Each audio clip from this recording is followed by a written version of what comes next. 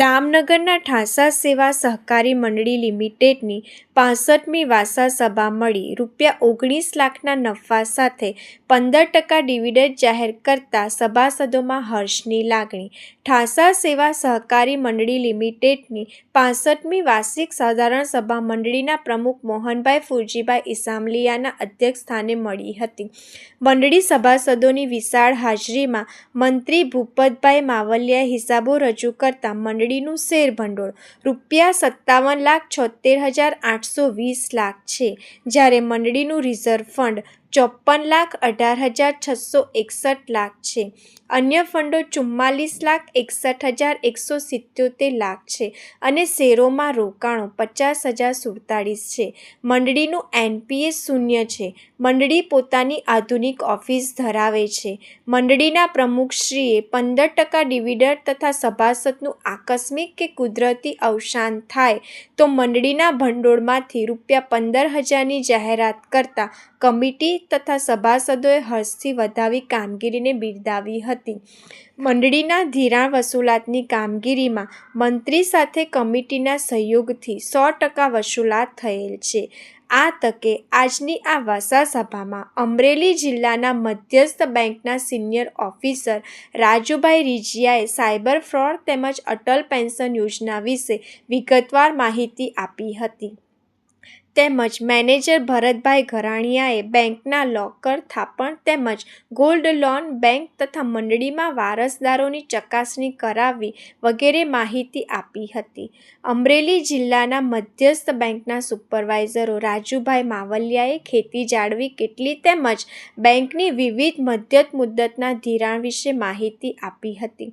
Supervisor Amitbhai ડાબસરાએ પ્રધાનમંત્રી જીવન સુરક્ષા વીમા તેમજ યોજના અને એટીએમ વિશે વિસ્તૃત માહિતી આપી હતી।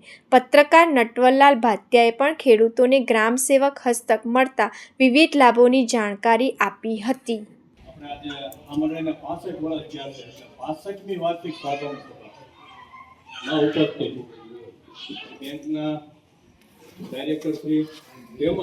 આ ક્રમમાં બીજી મંડળી છે ઠાસા સ્વાગત સેવા સહકારી મંડળીના પ્રમુખ એજીભાઈ નવાપરા। આમ તો પ્રોટોકોલ મુજબ મંડળીના પ્રમુખ હોય એ જ આ સભાના અધ્યક્ષ કહેવાય। મોહનભાઈ ભાઈ શ્રી અમારા સાથી મિત્ર ભાઈ અમિતભાઈ ડાબસરા, કારણ કે આ તમારી પ્રવૃત્તિ છે, તમારો વિકાસ છે। મંડળીએ સારો એવો નફો કરેલો છે।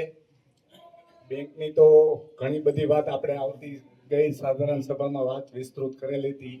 પ્રધાનમંત્રી જીવન જ્યોતિ વીમાની ₹20 વાળો વીમો, 436 વાળો વીમો, અટલ પેન્શન યોજનાની ઘણી બધી આપણે વિસ્તૃત ચર્ચા કરી હતી।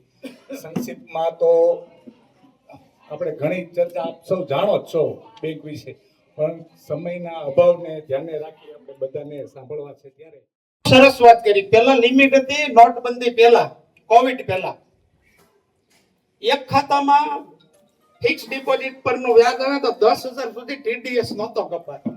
પછી કોવિડ પછી 40,000 લિમિટ લઈ ગયા હતા અને અત્યારે ખુશીના સમાચાર એ આપ્યા કે લિમિટ વધારીને 50,000 કરી। એટલે ઘણી વખત ઘણા વડીલો જે હોય વયસ્ક નાગરિકો એ પોતાની પાછલી જિંદગી માટે સુનિશ્ચિત જીવન માટે ફિક્સ ડિપોઝિટ કરતા હોય એવા પરિવારને જે ₹50,000 મળે એમાંથી ટીડીએસ ન કપાય, એ એક ગૌરવશાળી નિર્ણય કહેવાય।